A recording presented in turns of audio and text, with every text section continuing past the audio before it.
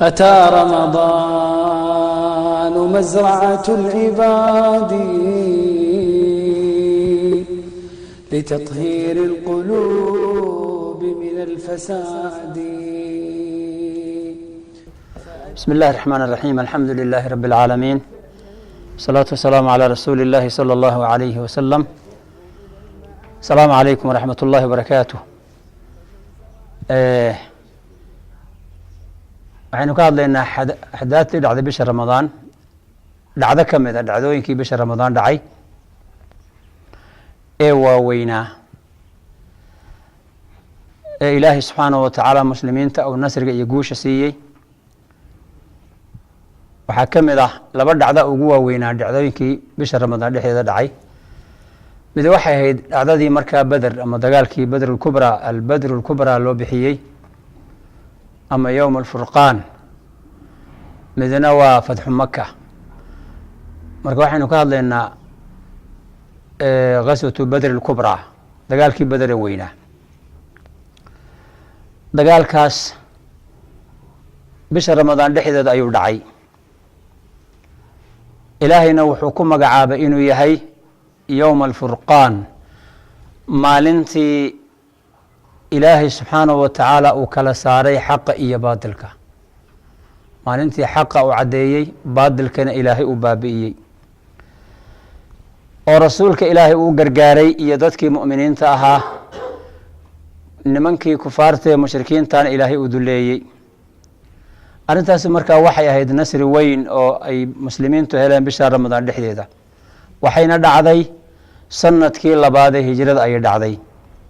sababtuna waxay ahayd nebiga sala allahu calayhi wasalam ayaa wuxuu maqlay ama soo gaadhay war ayaa nebiga soo gaadhay odhanaya nimankii reer qureysheed safarkoodii oo shaam ku maqnaa oo abaa sufyaan uu hogaaminayo inuu shaam ka soo noqday oo maka uu soo jeedo.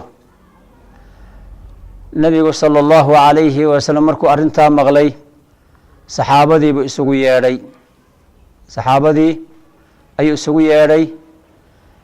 wuxuuna yidhi marka waxaan u baxaynaa si aan safarkaa uga hortegno, sababtoo ah qurayshi dagaal bay kula jirtay nebiga sala allahu calayhi wasalam iyo asxaabtiisa. wax ka dhexeeyey oo heshiis iyo ballanhiina midna ma jirin. sababtoo nimankan kufaarta reer qureysheed waa nimankii ka soo saaray dadka muslimiinta ah guryahoodii, maalkoodiina qaatay. guryahoodii bay ka soo saareen iyo waddankoodii, maalkoodii iyo guryahoodiina iyagaa la wareegay, muslimiinta guryahoodii iyo maalkoodii. dacwada iyo diintana dagaal bay ku qaadeen oo way ishortaageen. saa darteed wax ka dhexeeya ma jiro, dagaal baa ka dhexeeya. wax heshiis oo ka dhexeeya iyo wax labadaa dhinac ay dhowrayaan ma jirto. cid walba cidda kale xoolahooda iyo maalko iyo muxuuha markaa waxa weeye naftooda cidina ma badbaadinayso. marka nebiga sala allahu calayhi wasalam u baxay isaga iyo saxaabadii iyagoo 310 ayay baxeen.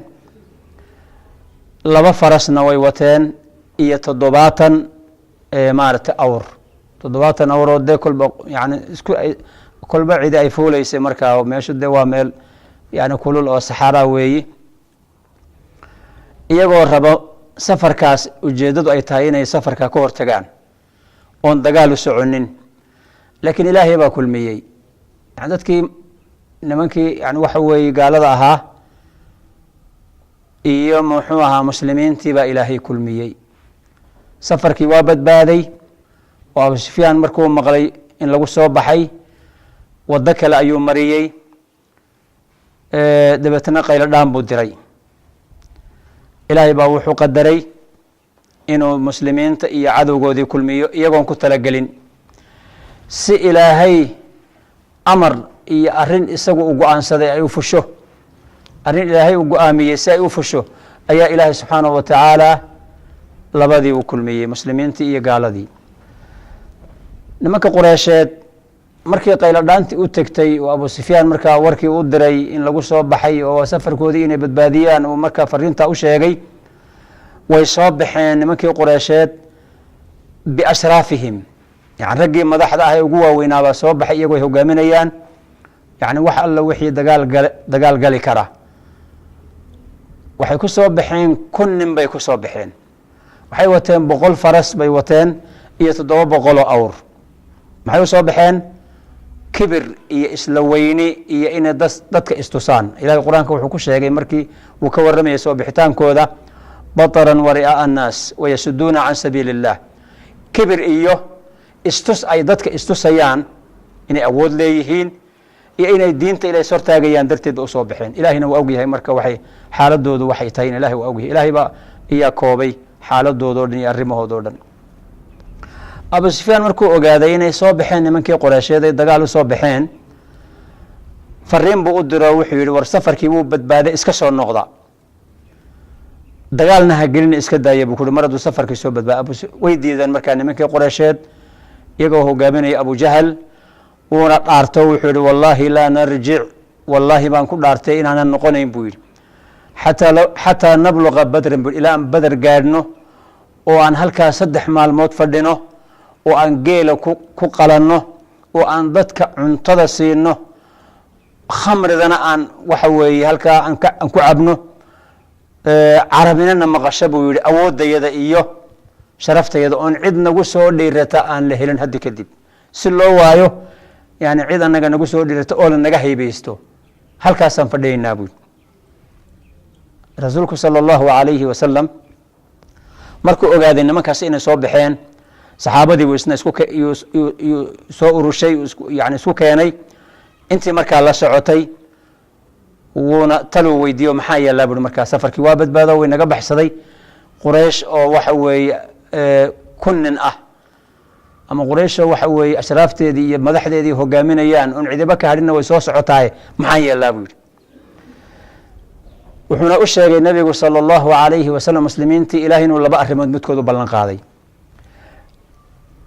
imma inay safarka ku guuleystaan iyo inay dagaalka ku guuleystaan labadan ilaahay bay ballan qaadeen maxaa tala abu yiri marka muslimiintii taladiisii waxay ahayd wixii ilaahay ku amri ku dhaqaaq annaguna ma caagaanahay inna mari bay ku ilaahay marka dagaalkii badar uu dhacay ilaahay waa guuleeyay muslimiintii intasarat fiha fi'atun qalila kooxdii yareed ee muslimiinta ahayd baa guuleysatay ayay ka guuleysatay ala fi'atin kathira kooxdii isqaad qaadaysa ee kibirka la soo baxday wa fi'atun tuqatilu fi sabilillahi koox ilaahay diintiisa darteed u dagaalamaysa iyo wa ukhra kaafira koox kale marka yani kaafirada oo ilaahay ka kufriday labadaas isku hortagay marka ilaahay wuxuu nasriga iyo guushii siiyay kooxdii yareed sababtu waa maxay ilaahay diintiisa ay u dagaalamayeen liiclaa'i kalimatihi bay u dagaalamayeen inay kalimada ilaahay kor yani ay kor noqoto diinta ilaahay difaaceeda u dagaalamayeen